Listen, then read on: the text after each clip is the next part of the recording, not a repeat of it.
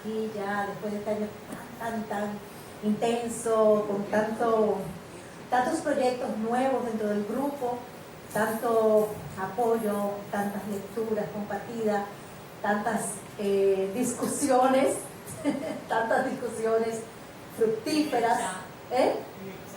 No, ese chat estuvo este año que casi por 3 veces casi me sale. Sí, increíble. ¿Qué va? Todo lo que hacemos nos alimenta, nos motiva, nos ilusiona, nos inspira, y yo creo que un poco de eso se trata Tertulia Urbana. Pues muchísimas gracias por el apoyo, muchísimas gracias por estar siempre ahí, empujando el grupo, asistiendo a, yo no sé si ustedes se han dado cuenta, pero Tertulia Urbana y nuestros amigos, ¿no? Nos hemos convertido en algo así como un motor de toda actividad de valor de la ciudad. Cuando todo el mundo está esperando que lleguen los miembros de Tertulia Urbana, y a mí eso me parece maravilloso, que seamos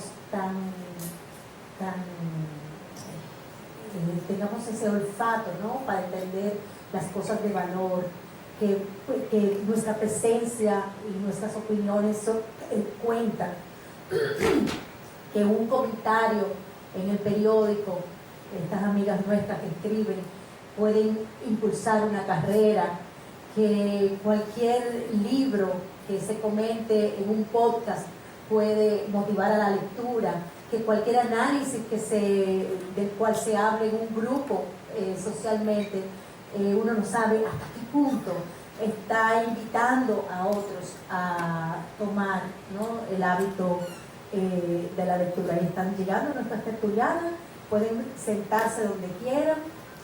Y hoy tenemos pues una tertulia súper especial,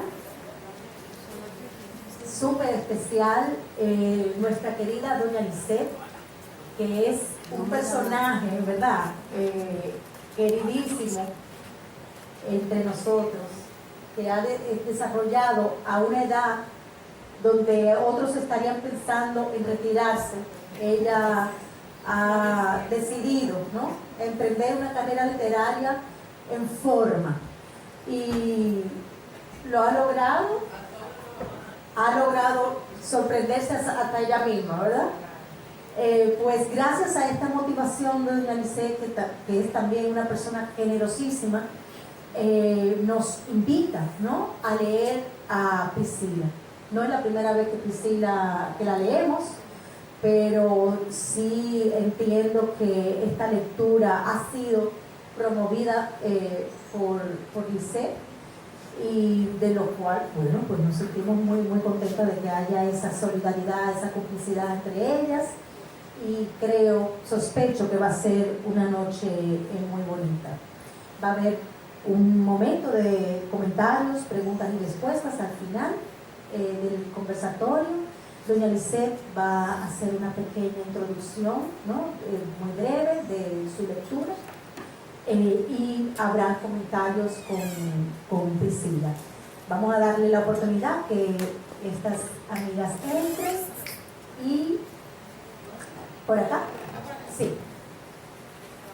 Y ahora vamos a recibir con un fuerte aplauso a doña Lisette y nuestra invitada Priscila Velázquez.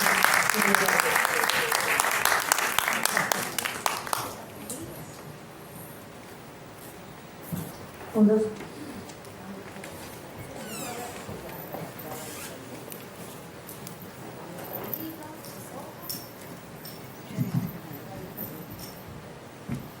Bueno, chicos y chicas, muy buenas noches. Para mí es un gran honor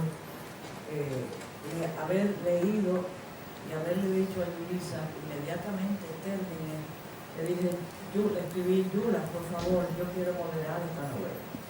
Es una novela, como ustedes han visto, como un intríngulis, verdaderamente apabullantes para todos los sectores que amamos la buena literatura.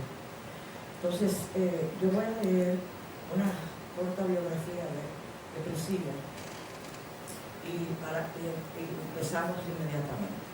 Priscila Velázquez Rivera es una de las escritoras más destacadas del panorama literario actual de la República Dominicana.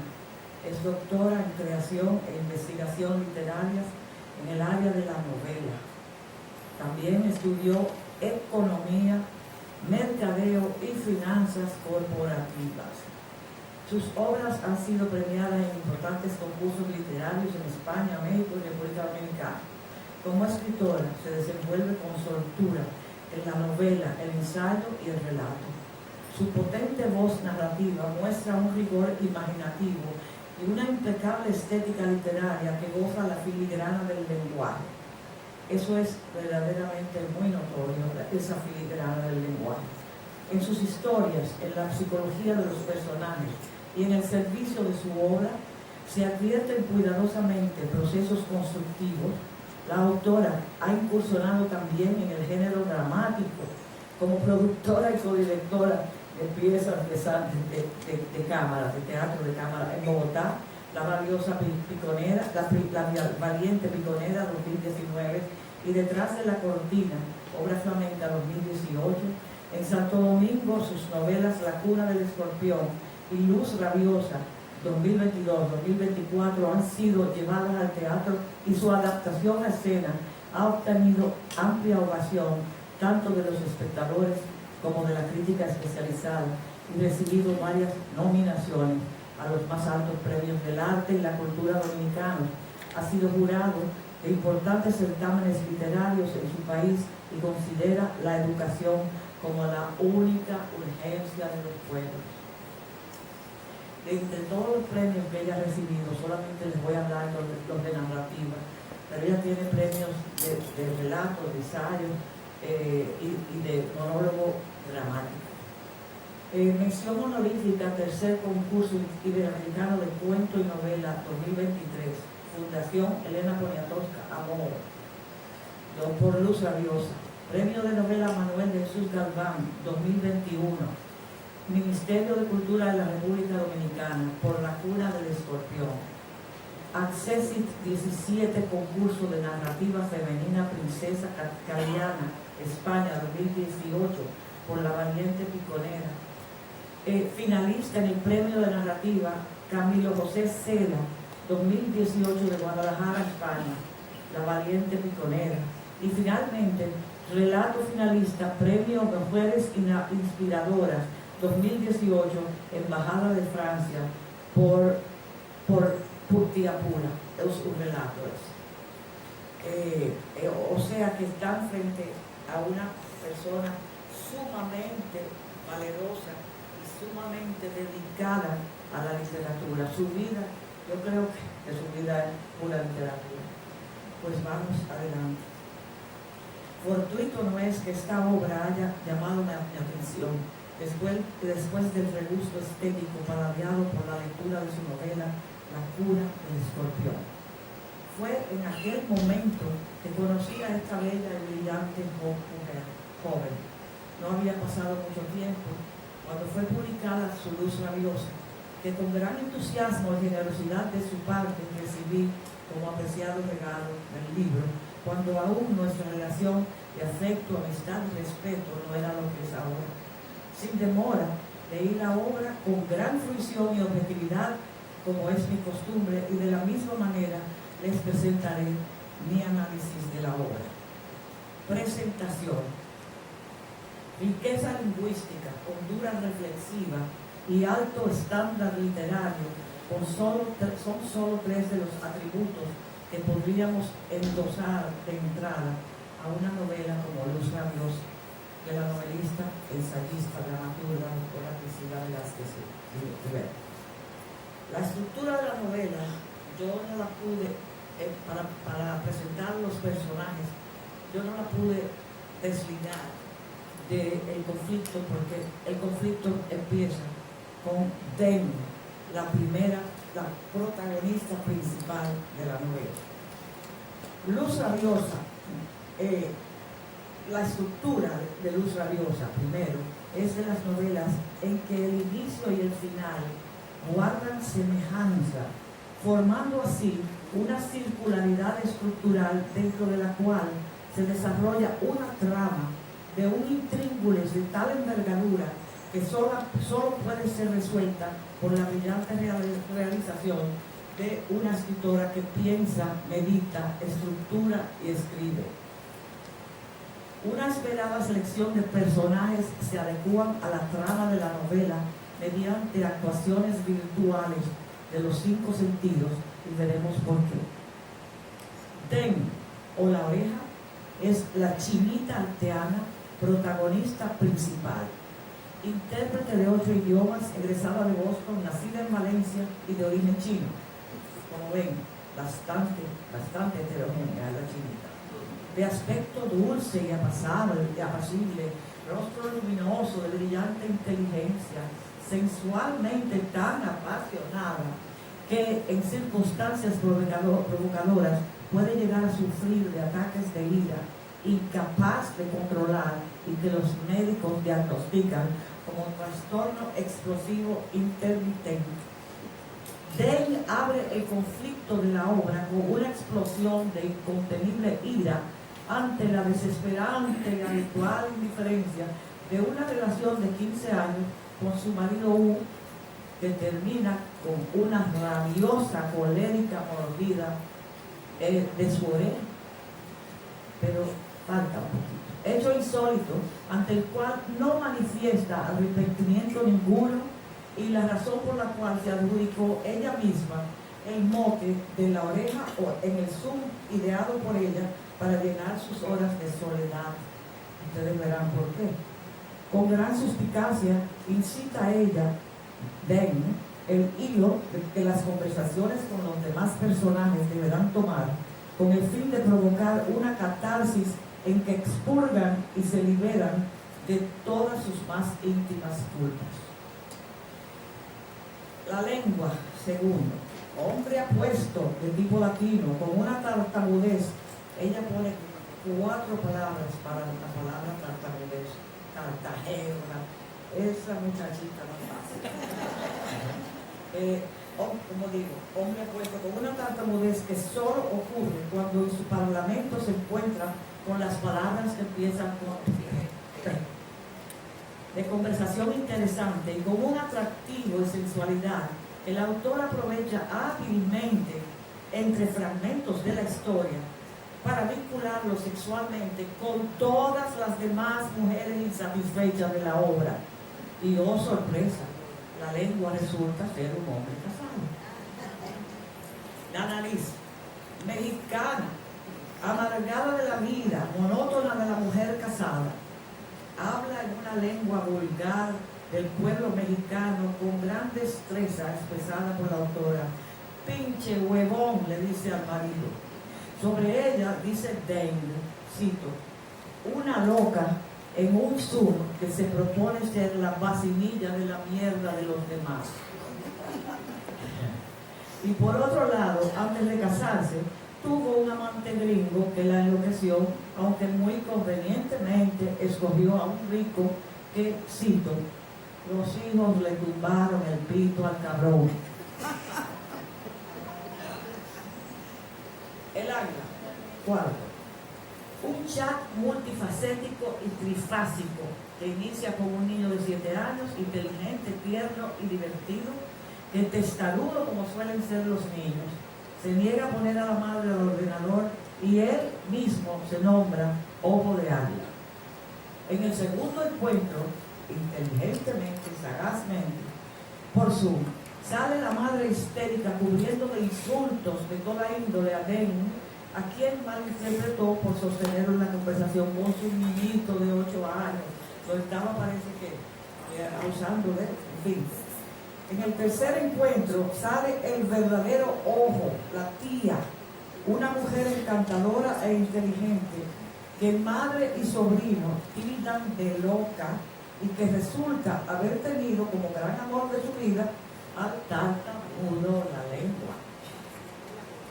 Finalmente, mi personaje preferido, tengo a una elegante anciana de unos 101 años, residente de un asilo de ancianos, que viene lentamente cantando a la cita del Zoom a solicitud de una simpática cuidadora cubana de habla vulgar y deliciosa, ingeniosa creación también de nuestra creadora, entre sus múltiples recursos, siempre emite un juicio de valor.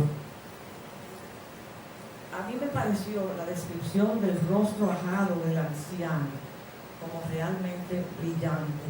No sé si ustedes tendrán su libro, pero yo les voy a leer una parte del rostro de la viejita.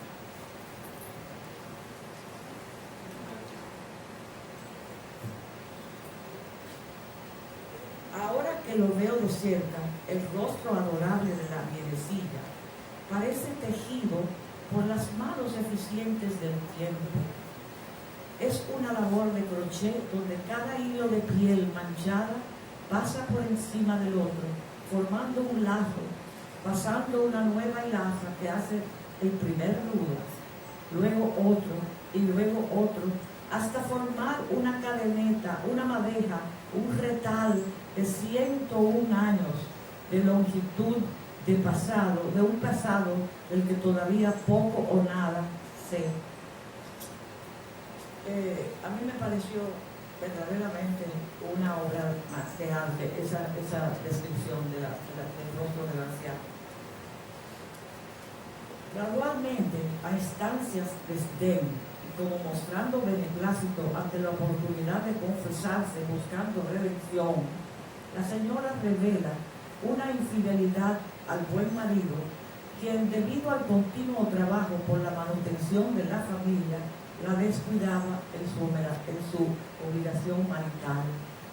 Ante este descuido, la antes joven mujer tuvo una relación apasionada. Página 100, en la imagen que se repite en la 213, que es parte del Ben. Ella tuvo esta relación, una relación sumamente erótica y ¿cómo les puedo decir? De un encantamiento que no se repite, con un viticultor del cual salió embarazada. En una sociedad de extrema hipocresía y retraso cultural, como era la España de esas épocas, dio a luz sola en la cocina un hermoso niño de Pablo, su gran amor, y asimismo, sin miramientos, acabó asesinando a su propio hijo. Sin remordimientos, la anciana terminó narrando con lujo de detalles todas sus pobres excusas por haber cometido el cruel femicidio. Lo hizo para evitar arruinar la vida de su hermosa y más tarde numerosa familia y un matrimonio de tantos años. Luego de su terrible revelación y de manifestar el verdadero amor de su vida, fue ese hijito a quien ella no dejó vivir, y habiendo cumplido con la expiación de sus pecados, la más que humana anciana quedó a merced de la muerte. Solo ese momento y esa expiación esperaba para entregarse al vacío. Contenido y características sobresalientes de la novela. Ya presentado el conflicto de la novela en la presentación y descripción de los personajes, prosigo con el resto del contenido y con las características sobresalientes de Dulce Amidosa. El inicio es desgarrador y al mismo tiempo un excelente recurso para captar la inmediata atención del lector. Tras la horrenda mordida y desprendimiento de la oreja de Wu, que ella guarda fríamente en una botella como trofeo de su merecida pobreza, Deng es llevada a prisión. Allí la recibe la carcelera, una recia mujer que Deng llamará a la perra roja, debido a que le aplica todo tipo de caricias lésbicas que nuestra protagonista a la postre llega a disfrutar como sucedáneas de la larga ausencia sexual en su monótona vida con el marido.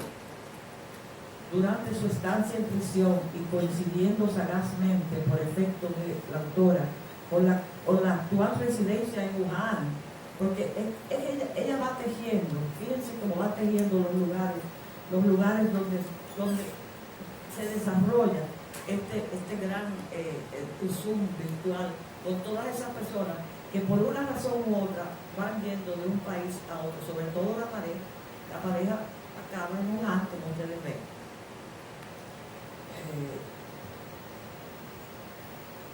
Ella guarda la oreja, como dije, perdón. Durante su estancia en prisión y coincidiendo sagazmente con la actual residencia en Wuhan del matrimonio, se desató la pandemia del COVID, propiamente conocida como la pandemia del murciélago de Wuhan. Y después de cumplir su condena y en medio del silencio sepulcral en el cual se sumieron las ciudades del mundo, Deng es llevada a un pequeñito apartamento, como hacen los chinos comunistas, donde para llenar su extrema soledad se las ingenia para crear un chat por Zoom. Y ahí viene el motivo de este Zoom. Y es justamente en esta polifonía de voces, todas con las mismas ansias de comunicarse con otros humanos, como se desarrolla esta densa obra de perfecta categorización de las múltiples personalidades que se entretejen en esta urdimbre de actores representantes de múltiples facetas de la condición humana.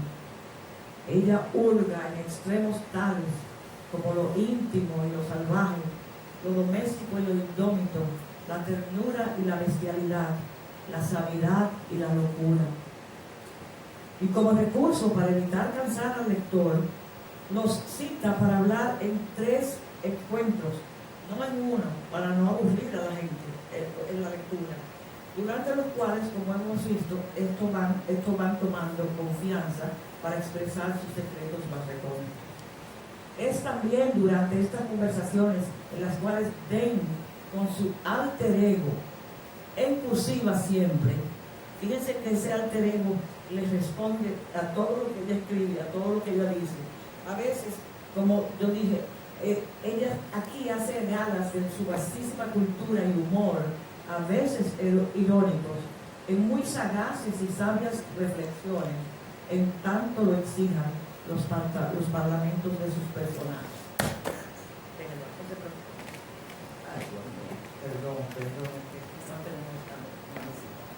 La riqueza de estas páginas son cátedras de geografía, de habla común del lugar de origen de cada uno de sus personajes, sea cual sea su idioma. Ella no le teme a los idiomas, de la memoria sensorial o afectiva con recuerdos suscitados por los olores y sabores de las comidas y bebidas. Se conocen los nombres de los platos chinos, regañan el pescado estilo chino, baiyu, el licor destilado chino, vinos. Viene a Santo Domingo la gran cata del catador en su estancia en República Dominicana, y los caldos que Deng y su amante, oh sí, su amante, sensaciones de ternura o eróticas hipersexuales abundan en el libro. Sonidos en canciones, especialmente Slowly, que no lo oigo por ahí, Yula,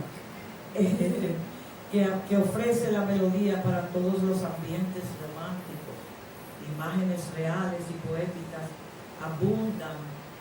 Página 67. A ver.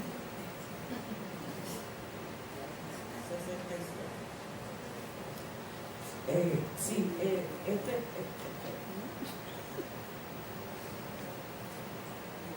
Y tenemos un poquito más adelante pintores famosos, como Dalí con los relojes que se derriten, Margaret King, reconocida por los grandes ojos de sus personajes. Numerosos escritores son mencionados o disimulados entre reflexiones, como Li Qingshao y su poema emblemático en la novela Una rama de ciruelo, que él le recitaba cuando se conocieron. Oigan este poema, ¿Quién me enviará entre las nubes preciosos mensajes de amor? Quizá volando de regreso, las ocas salvajes dibujen palabras en el cielo. La claridad de la luna envuelve al pabellón del oeste, las flores se marchitan, pero las aguas fluyen como siempre. Igual que nuestro amor, dos lugares distintos, una misma tristeza que quisiera detener, pero no puedo. Lágrimas que desde mis ojos caen, desde mi corazón ascienden. Gracias, Lili. Margaret King, reconocida por los grandes ojos de sus personajes, esa es de los años 60, Margaret King. ¿Ustedes se acuerdan? Los ojos grandes, de la mujer que pintaba los ojos grandes, de los niños, todos los niños y mujeres pues, también. Numerosos escritores, como les dije, La rama de ciruelo de Lin Chao y Olivero Girondo, que cito, se miran, se presienten, se desean en su poema 12. Marguerite Yourcenar y sus memorias de Adrián. Hasta el mito de Sísifo aparece desdibujado en la página 191. No lo voy a leer para darle más chance a ustedes preguntar todo. Aunque nuestra Priscila no se ha declarado aún poeta, la multiplicidad de metáforas, metonimias y tropos de toda índole que aparecen en estas páginas son apabullantes. En la página 23, una poesía, cito, una poesía envuelta en acordes de terciopelo. Eso es una belleza. En la página 61, cuando el humo asciende, empieza a hablar y sus palabras se rizan entre bugambillas. Como sabio toque final a este drama de la condición humana, Den confiesa a su alter ego su apasionada infidelidad con la lengua. Sí, hasta Den cayó fulminada bajo el hechizo de este personaje durante la estancia de la pareja en República Dominicana, antes de partir a Wuhan.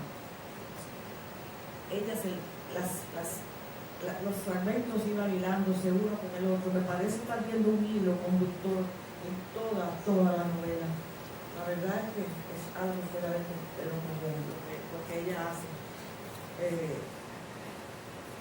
A tenor de cierto vínculo o afinidad con la anciana de la mano, se repite la escena de la más erótica de la novela, la misma imagen erótica de la mano con su amante, esta vez en la 203.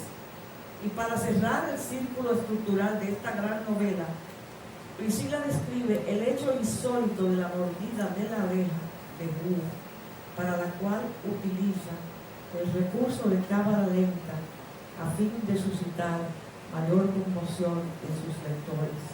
Hablen de las 224. Eso fue un recurso 224. Cuando ella le dice ya al marido, harta de verlo comer feísimo, botando comida de la boca, era un hombre grosero, indiferente, un hombre frío. Era la verdad que se merecía que le mordieran la oreja. Yo creo que las dos se la pudo haber mordido. Ella mira como le dice al esposo: no volverás a hacerte sordo conmigo nunca más. Y le muerde la oreja y se la desprende y la guarda en un poco. Tremenda, tremenda. Hecho insólito. Epílogo. La literatura occidental comienza rabiosa. Yo no sé si tú habías leído eso de Irene Vallejo en una de sus muchas brillantes entregas. Casualidad que la autora haya escogido esta palabra para titular su obra. Priscila escribe con el cuerpo y con el alma.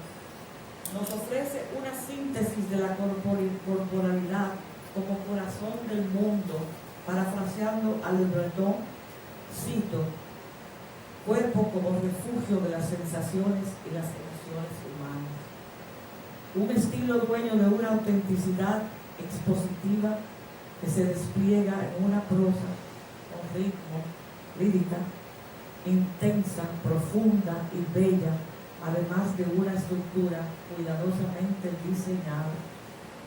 Esta novela realista, postmoderna, nos deleita con sus juegos de espacio y tiempo, en los que transcurren las vidas atormentadas de personajes en una eterna búsqueda del amor verdadero y de la felicidad plena.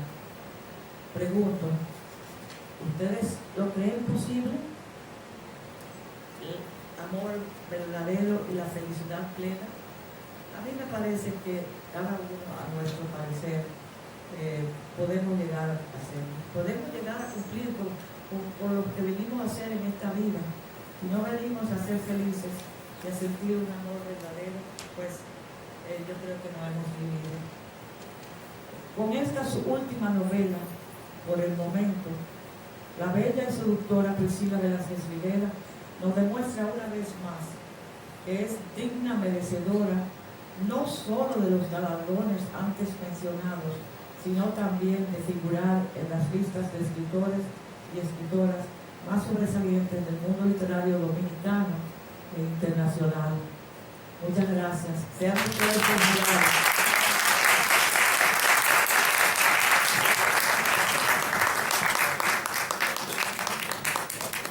Yo hubiera querido leer más fragmentos, pero así le doy chance a ustedes que hablen con Priscila, porque es a ella a la que no vengo. Gracias. Gracias, Lisette. Esas palabras son alquimia para mi novela, muy generosa como siempre, y por ser artífice y propulsora de este encuentro, de verdad, muchísimas gracias. Aprovecho también para darles a ustedes la bienvenida, saludarlos, buenas noches. ¿Cómo están? Qué bueno. Es para mí un inmenso placer estar hoy aquí con todos ustedes en este espacio tan singular, cuyo nombre rinde homenaje a un fenómeno de la literatura española y del teatro español. Quiero agradecer además a Yulisa, que sabe que su grupo, Tertulia Urbana, a su grupo me une su ideología, porque creemos ambas en la cultura, en el arte, en la educación, como derechos inalienables del ser humano y como ente transformador de la sociedad. Igualmente por haber escogido Luz Rabiosa en el programa tan curado de Tertulia Urbana, un programa de lecturas que honra a cualquiera pertenecer a él. Y a ustedes por estar aquí esta noche, porque pienso que entre tantas voces impresas, entre tantas historias que se disputan, estar en la memoria del otro, pertenecer a la memoria del otro, historias fervorosas, o sea, 180.000 libros se publican al año en Iberoamérica, y que hoy yo vea a Luz Rabiosa entre sus manos y que estemos aquí discutiéndola, ese es para mí ya el éxito. Así que muchísimas gracias.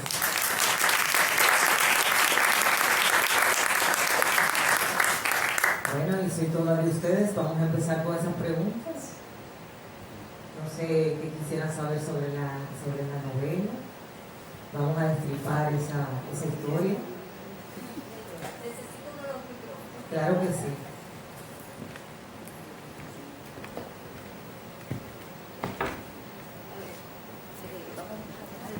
Se doy a Lisette, cuídasela a Julio. Sí, sí. Julio, tú sabes. Aló. Una aquí, otro voy con Ángela y luego con... La amiga Ángela. Hola.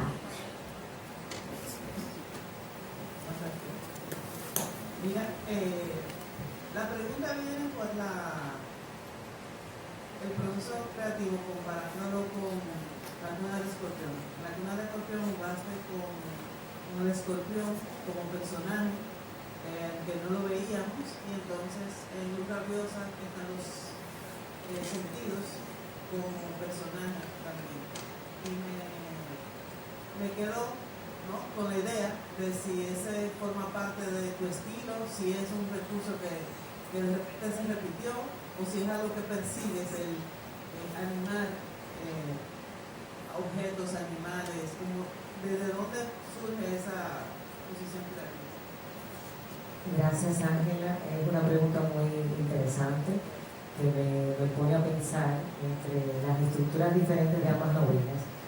La cuna del escorpión es una novela con un narrador omnisciente.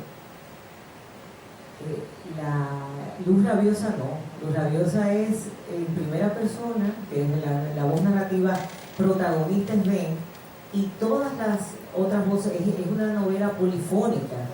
Es una novela polifónica, los otros personajes también narran parte de sus vidas porque en algún momento Ben cede ese protagonismo de la voz narrativa a los personajes.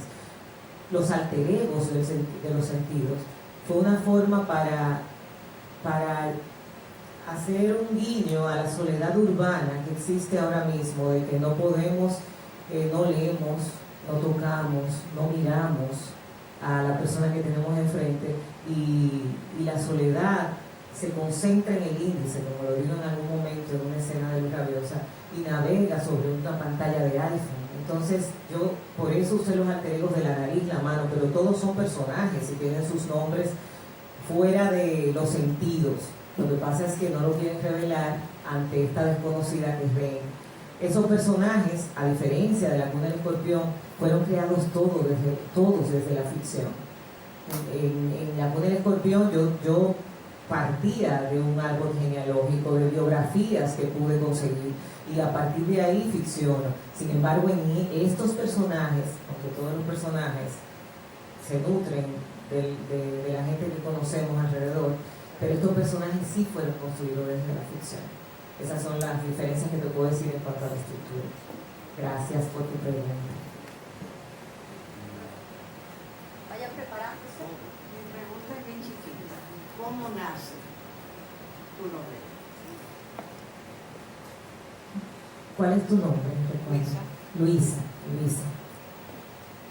¿Te has preguntado alguna vez qué hubiese pasado con tu vida si hubieses cambiado algo en ella? Yo creo que todos nos hemos hecho esa pregunta. Pues esa fue la pregunta que detonó el proceso creativo de Luz Rabiosa. Y me la hice un verano en Oliva, un pueblo en Alicante, donde suelo veranear. Estábamos en una sobremesa que, de paso, en la sobremesa siempre surgen mis novelas, las ideas de mis novelas, de todas. Y en este caso, estábamos ahí tomándonos unas copas y yo le pregunté a un grupo de amigos de diferentes nacionalidades, había portugueses, en esa escena también sale Luz Rabiosa, es real, eso pasó.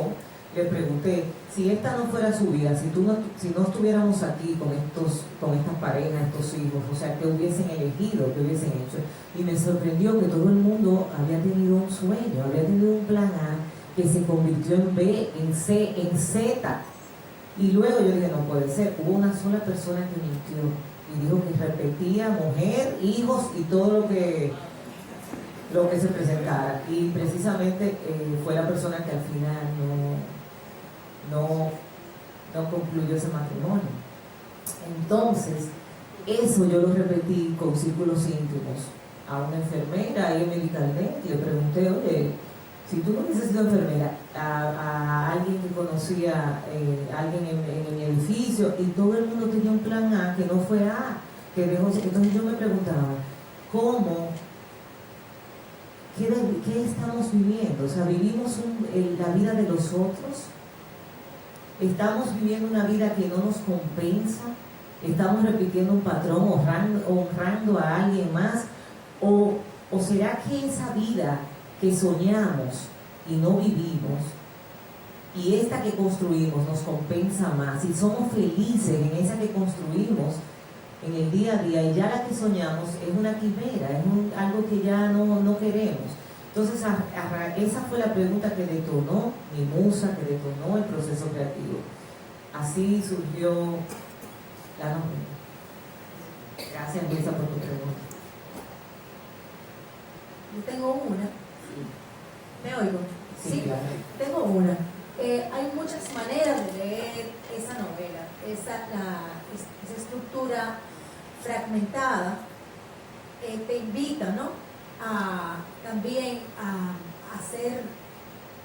querer quebrar lo convencional, que es una lectura lineal, ¿no? O sea, hice el ejercicio de leer únicamente la voz de la conciencia, ¿no? Hice ese ejercicio. Y ahí sí hay un patrón, ¿no? Hay un patrón de esa voz hostigadora, de esa voz acusadora, de esa voz que quiere, que genera una culpa, que genera un disconfort, ¿cómo se dice? Una inconformidad, un malestar, ¿no? Entonces, es un personaje prácticamente, esa voz de la conciencia, porque tiene un espacio y tiene una cierta redondez, ¿no? Entonces, sí, puede ser, y sabemos que es ella misma, obviamente, hostigándose. Pero yo quisiera que de tus labios hablen un poquito más de ese recurso y de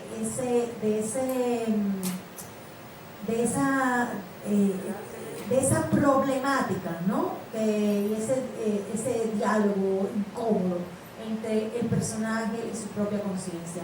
¿Cómo te llevó, cómo te ayudó, te fue guiando, te fue limitando? O sea, ¿qué juega ese personaje en todo tu proceso y en la conformación de la novela? Gracias, Luisa. Magnífico punto el que señalas, porque me hace pensar en la conciencia es un personaje dentro de la novela. Yo he hecho un pacto con mis personajes en todas las novelas.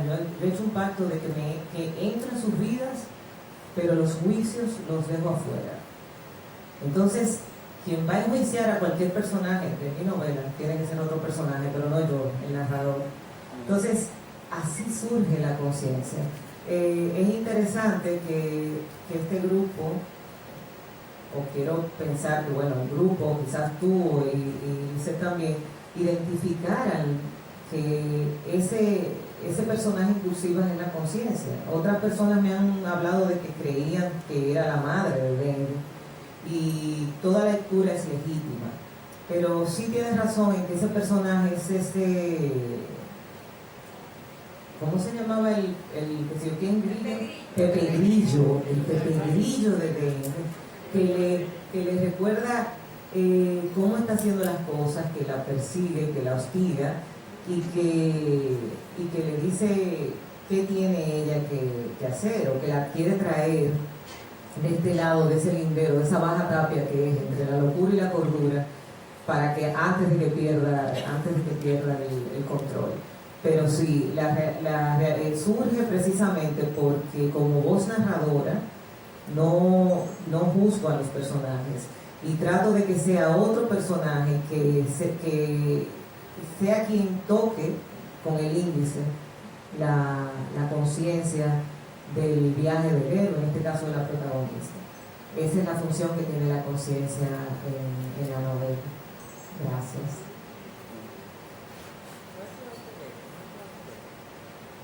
Aquí está Bruni, ¿no?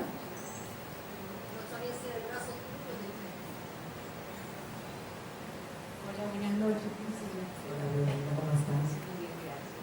Yo más que una pregunta, tengo observación. La novela me encantó por todas las consideraciones que se han esbozado aquí y también las que tú has respondido, que de alguna manera respondían a alguna de las observaciones que yo tenía. Pero el final, ese final, que fue repentino y que como lectora lo veía venir. O sea, para mí fue repentino, pero sí se me quedó pensando algo que escribí, por eso te lo comparto. Puse, sí, una vida cabe en un instante, porque ok, no pasó, pero pasó. Entonces, incluso podemos fabular la vida en unos cuantos segundos, que es la maravilla que tiene la novela. Es una fábula, pero es una fábula que una escritora como tú pudo imaginársela y dárnosla a conocer. Por ejemplo, mira lo que me pasó, que no sé si eso es una tontería o no, pero tú estabas narrando los encuentros de Nen y la lengua, en un hotel, y yo hasta supe cuál era el hotel. ¿Cuál era, Brunita? Uno que hay en la Sarasota, de donde tiraron Esa a la con pobre muchacha de esas son de las cosas que hacen que uno personalice lo que está leyendo, y eso es un logro maravilloso. Yo te felicito. También puse los fogonazos de rabia e inconformidad que pueden cambiar trastocando la existencia. Están súper bien narrados. Y al mismo tiempo la ira, acumulada y contenida, que erupciona en un momento y bifurca la vida en un tris. Los what if que nos definen, que es lo que tú respondiste ahorita, y que son tan ajenos al azar, aunque creamos lo contrario. Y los easy que nos viven asaltando y que acarreamos a veces como un peso, versus lo que sí sucedieron y contra lo que no podemos confrontar. Lo que se hace por responsabilidad, por miedo o por desidia y que nos marca para siempre, decidiendo nuestro presente y futuro, convirtiéndose en nuestro pasado. El amor descrito entre ella y el otro es el ideal. La autora se pregunta si es posible mantenerlo en una situación de normalidad, de rutina, de situaciones ordinarias, inclusive, es decir, si es posible mantenerlo sin más. Para mí es uno de los ejes centrales de la novela, porque es algo que tú te preguntas y que todos nos preguntamos, ¿no? Este ha sido un punto y eje de la novela y me llegué a preguntar el por qué. Den parece no creer en él, de ahí que no se arriesga y mantiene su luz rabiosa en conformidad oscura y anodina. Ay, pero es increíble tu comentario, o sea, te estoy escuchando y recordé una frase que me dijo alguien, que me dijo, tu novela no es un acto de valentía, es una declaración de amor a todos los amores imposibles. Primero eso, y segundo, cuando mencionas lo del final, hay algo que nunca he dicho y lo voy a decir ahora aquí, es que cuando yo escribí, como decía muy bien en su ensayo Lisette, Luz Rabiosa empieza en extrema res. En extrema res es, para el que no está familiarizado con el término, es cuando se empieza por el clímax de la novela, o sea, empieza cuando ella le muerde la oreja y después se desarrolla por qué pasó. Entonces, para mantener esa tensión narrativa, ese suspenso, era un esfuerzo, un reto para la autora. O sea, yo tenía que inventar giros y vueltas de tuercas que al lector no se canse. Y por eso pasa esto, pasa lo de la señora mayor, la mano. Ya después que la mano asesina al recién nacido, ¿qué me quedaba a mí para entregar en esa novela? ¿Qué me quedaba? Yo duré 2 meses con la página en blanco famosa. Yo iba a dejar esa novela, yo estaba triste, yo decía, yo no puedo ya, yo voy a dejar esto, que yo me puedo inventar, ya no sé qué más, a quién mato, no sé, le arranqué la oreja al tipo, ya no sabía. ¿Y sabes qué funcionó? Adivinen qué. ¿Qué puede ser peor que la ficción? La verdad, y dije, voy a terminar esto como con lo que pasa en todos los matrimonios de 20 y pico de años de este mundo. Y por eso el final es donde han estado toda la puta vida, fulano. Ahí están los tenis. Entonces, eso fue la realidad lo que me hizo terminar la novela así. Fue una vuelta de un giro ingeniosísimo.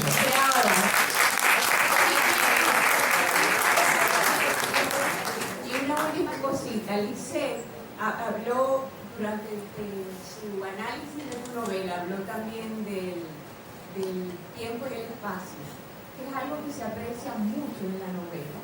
Y en estos días yo estuve leyendo sobre la omnitemporalidad. de cómo hay géneros, como es la narrativa, que se concentra más en el tiempo, mientras que otros géneros, como es por ejemplo el teatro, se conserva más en el espacio.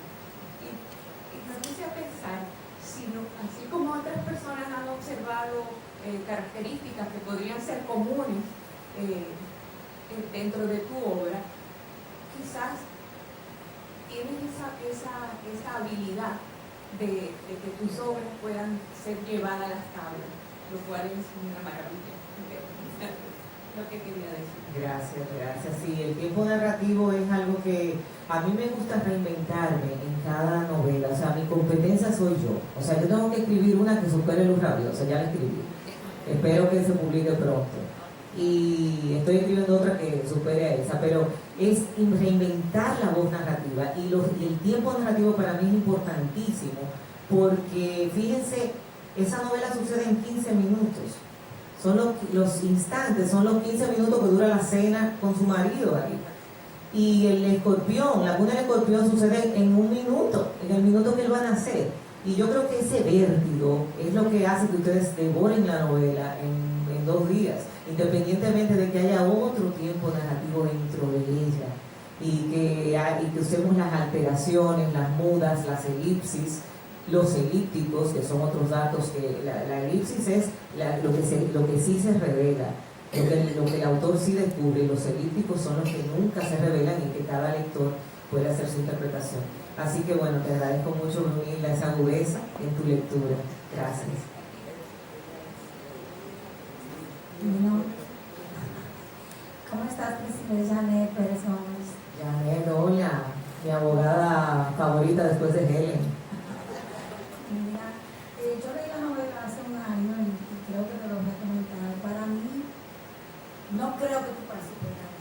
A mí no. O sea, yo me enganché, yo he leído 3 obras tuyas y la verdad que yo creo que la leí en 2 días, de verdad, no, quizás tú, yo la leí en 2 días, pero me maravilló, más que una pregunta, es comentar que yo me olvidé del mundo, yo nada más estaba en eso, pero también tú me recordaste a otros autores, por ejemplo, yo me recordé de Julio Cortázar, en la forma en que tú, yo dije, no, pero yo lo he leído como 2 veces, porque yo dije, no me iba como se lee en la novela. Yo lo leí intermitente, o sea, según los temas. Y es increíble que también así se puede leer. O sea, me recordaste Julio Cortázar, me recordaste mi blog, que aunque, como tú dices, esto es una ficción, lo poco que he comentado de ti, que he comentado contigo, aunque es ficción, tú tienes algo de historias. O sea, me comentaste un día que toda tu vivencia, la historia que tú escuchas, tú las agarras y o sea, entonces me recordé, si quizás también no tenías algo de la historia de Love, de Toni Morrison, como el suceso de la mano. No sé, como que leerte fue también como recordar muchos otros autores, y me encantó la técnica que usaste, y también me quedé al final impactada porque me pregunté, y realmente esta es una mujer casada que de verdad le mordió la oreja, o fue que tuvo tanto deseo de morderle la oreja que se inventó todo eso. O sea, y al final yo digo, ¿se la mordió o no se la mordió? Gracias, Janet. Sabes que ahora que dices eso, voy a compartir una anécdota sobre esta novela. Y es que cuando yo tengo lectores beta cercanos, y cuando yo tengo una novela, bueno, se las doy a leer a mi hermana, a algunas personas, y entre ellas a mi suegra. Mi suegra es una señora que tiene 90 y tantos años, pero es una lectora de toda la vida. Y cuando ella la leyó, me llama, ella no vive en Dominicana, y me llama y me dice, hija mía, ¿qué has escrito? ¿Qué has escrito? Es maravillosa, nos vemos todas ahí, pero te quiero preguntar algo, con mi muchacho, ¿todo bien? Sí, tiene sus 2 orejas, doña Acha. Yo, si usted quiere, yo le mando un videito, se lo pongo, él está aquí al lado mío. Pero es cierto, yo creo que es Una terapia. Y también me pasó en la obra de teatro que cuando se repongan, les invito a que la vean. Fue llevada al teatro por Chapuzón, no sé si todos la vieron, pero bueno, que en la obra de teatro se acercan al final, en el lanzamiento, personas para que les firmen la novela.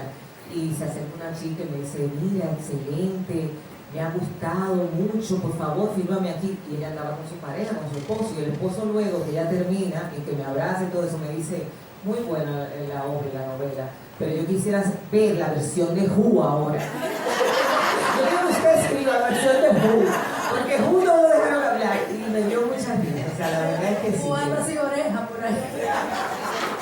Cualquier hombre sin oreja, ya ustedes saben.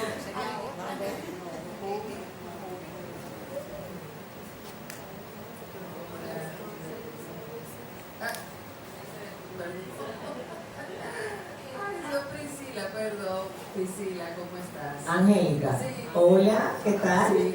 Lice Trotamundo, excelente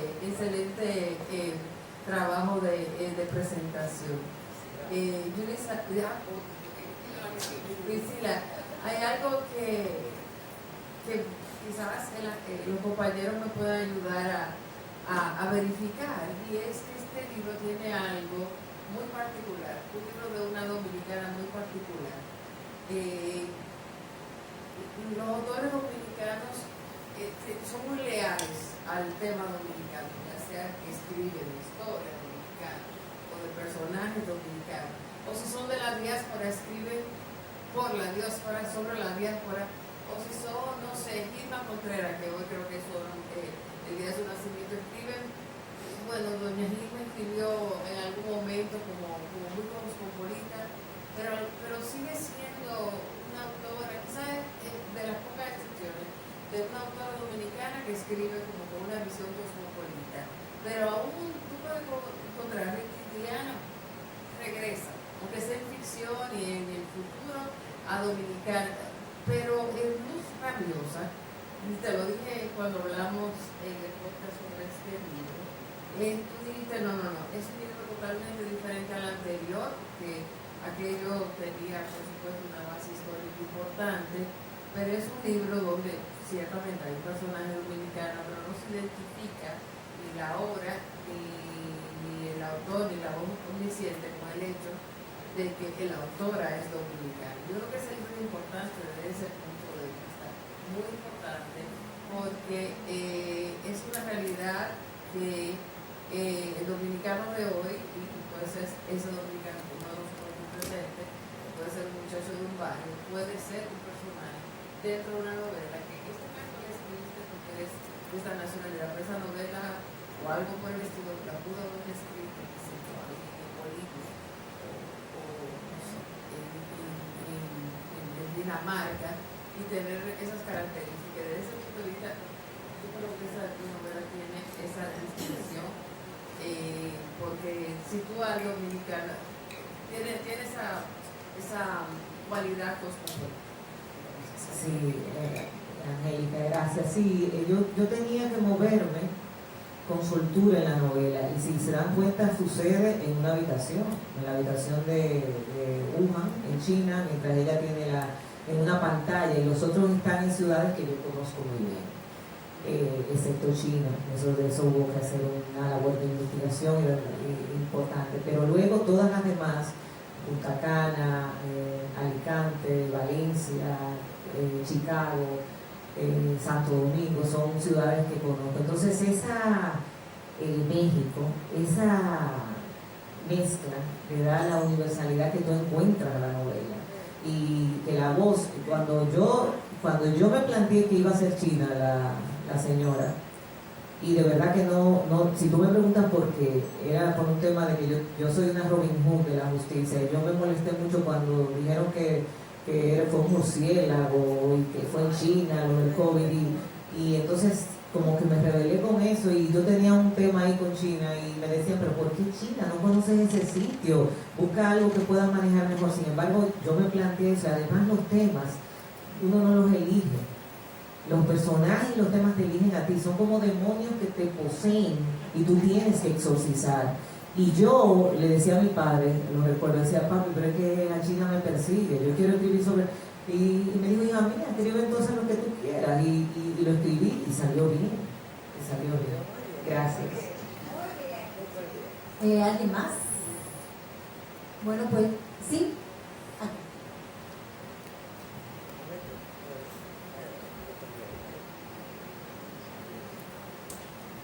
Rudy Caraballo.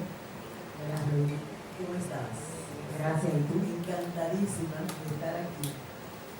Ya lo anhelaba, pero solo para decirte, y muy bien, me rompiste el récord, es verdad, y que puedes romperlo aún con mayor fuerza. Yo creo en eso, creo en el poder de la creatividad que vive en ti. Ay, muchísimas gracias. Gracias por ponerme a gozar. Gracias. Ya me dirán con la nueva novela si les gusta. Sí. Bueno, pues quizás para terminar, una última pregunta, al menos que haya alguien por acá. Yo creo que quizás es importante, que pensé que alguien lo iba a topar el tema, pero no quiero que se termine sin hablar, perfecto, sin hablar del título del libro, ¿no? Luz rabiosa. Dos cosas que son como tan contradictorias, ¿no? La luz ilumina, la rabia ciega. Entonces, a ver, háblanos un poco de esa elección y ese sentimiento encontrado que encierra el propio título del libro. Yo creo que esas dos palabras eran las dos palabras justas de Roberto, porque luz rabiosa encierra el instante crucial donde nos damos cuenta de repente, como un relámpago en la noche, de la causa de esa situación que nos corroe, que nos está corrompiendo por dentro y que no nos deja respirar. Y es en ese instante donde tenemos que tomar una decisión al respecto. Y lo que pasa con Deng en ese momento, mientras está cenando y mientras este señor se está comiendo exactamente, que se lo está comiendo, y de repente ella empieza a verlo en cámara lenta y le da asco, que dice, pero es que yo no lo soporto. Y explota o implosiona, prefiero usar la palabra que implosiona. Esa reacción, esa sobrereacción, una reacción exacerbada, desproporcionada, que es la que luego te dicen histérica, loca, bipolar, lo que está es demostrando la rabia, la prisión en la que esta señora ha estado inmersa durante los últimos 25 años haciendo cosas que no le apetece, o siendo invisibilizada por él, no escuchada y todo eso. Entonces, para mí, luz rabiosa es esa lucidez que tenemos. Es como, no sé si les ha pasado que ustedes tienen un problema en el trabajo, o cuando éramos más jóvenes que teníamos un trabajo de matemáticas y estamos durmiendo y de repente resolvimos el problema durmiendo, soñando, y nos despertamos. Entonces, ese es el momento donde tú dices, pero ven acá, es que yo no lo soporto. Pasa con un país, pasa con el vecino, pasa con el empleado, con el trabajo, con la pareja, con la persona que queremos. Por eso creo que luz rabiosa era el traje que le quedaba mejor a la novela. Gracias. Cecilia, no puedo estar más de acuerdo. Precisamente en mi pregunta iba a dirigir a eso del título. Yo tenía esa pregunta y al mismo tiempo, al terminar la novela, me la contesté. Porque la novela, todas somos de él, y todas somos todos los personajes, y al mismo tiempo cada uno de los personajes de cada uno de nosotros. ¿Cómo te digo? Y eso de la luz rabiosa, yo lo entendí también.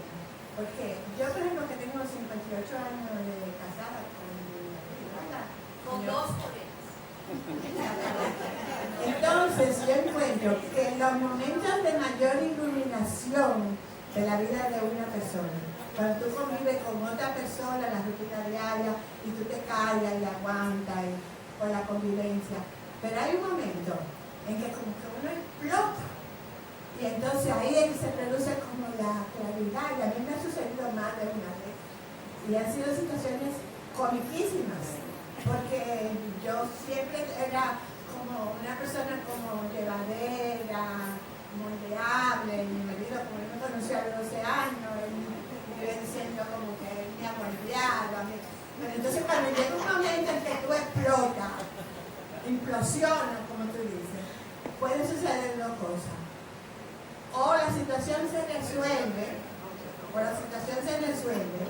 o inclusive, yo muchas veces le digo a las que me he tenido la oportunidad de decírselo, que no hay cosas que te saquen más de una depresión que tu cuerpo. Cuando tú estás con una depresión, tú explotas, implosionas, y sales de la depresión.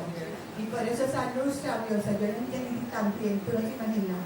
Yo dije, es esa luz que le aclara a uno la mente. Y todo está claro. Buenísimo. Para concluir, estamos en contra del reloj. Priscila, tú eres la de la portada, un poquito más joven. Sí, me han dicho eso. Ajá, eso me y adentro pensaba tanto en ti. O sea que muy bella tú eres. Eres bella ahora y muy joven también. Gracias, de verdad. Muchísimas gracias, señores. Sin ustedes yo no sería escritora. El éxito mío es que cada uno de ustedes tenga mi libro en sus manos. Decía Manuel Machado, el hermano de Antonio Machado, el gran poeta, que hasta que el pueblo las canta, las coplas no son. Y cuando las canta el pueblo, ya nadie recuerda al autor. Procura tú que tus coplas vayan al pueblo a parar, porque al fundir el corazón con el arte popular, lo que se pierde del hombre se gana de eternidad. Y ustedes, cada uno de ustedes son mi pueblo. Muchísimas gracias.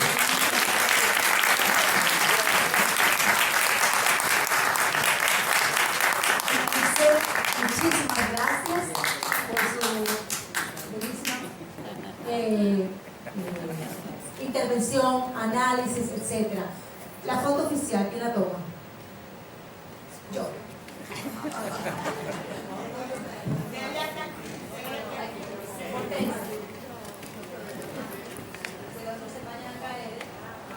Yo quiero una bullita.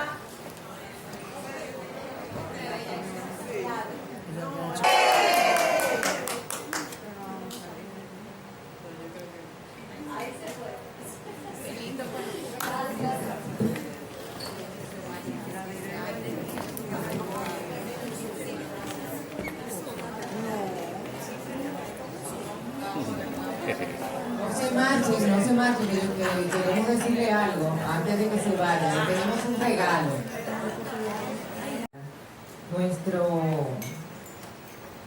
Nuestro amor por el arte. Y yo creo firmemente en masificar la literatura de mi país a través del cine, del teatro y de la danza. Creo que es un efecto multiplicador grandioso.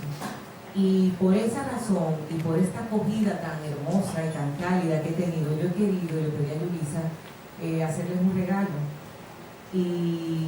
Pero antes de hacerles ese regalo, yo quiero confesarles un secreto. Cuando yo venía hacia acá, yo encontré esto en el parabrisas de mi carro, de un tal López. Yo dije una carta, y como no le iba a leer en mi casa, porque ahí estaba mi marido y quizá la oreja me la quitaban a mí, ¿se animan a leerlos conmigo? Sí. Vamos a leer.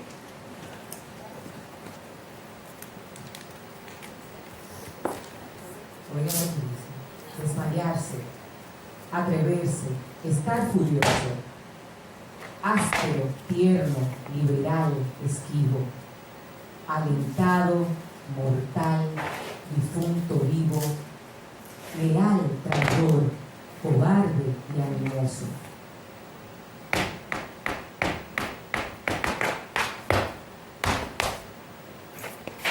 No hallar fuera del bien centro y reposo, mostrarse alegre, triste, humilde, altivo, enojado, valiente, fugitivo, satisfecho, ofendido, receloso. huir el rostro al claro desengaño, beber veneno por licor suave, olvidar el provecho, amar el daño, creer que un cielo en un infierno cabe, dar la vida y el alma a un desengaño. Esto es amor, quien lo probó lo sabe.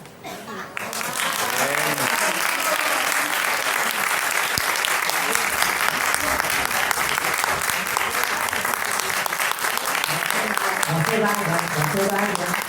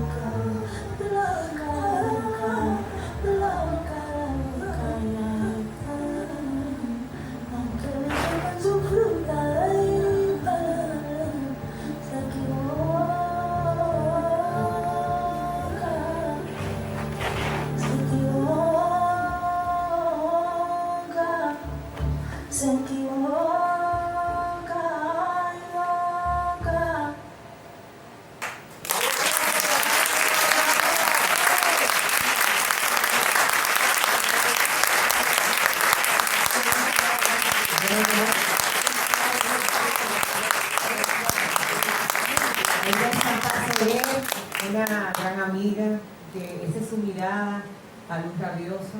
Nos acompañó como invitada especial en el estreno de la obra de teatro y quise traerla porque sé que ustedes son amantes de las artes en general. Entonces, aquí te agradecemos, Chantal, fabulosa como siempre.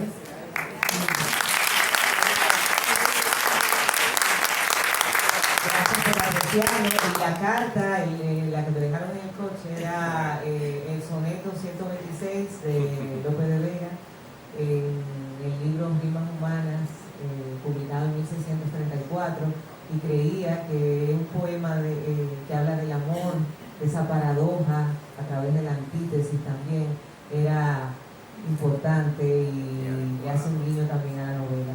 Señores, muchísimas gracias, Melissa.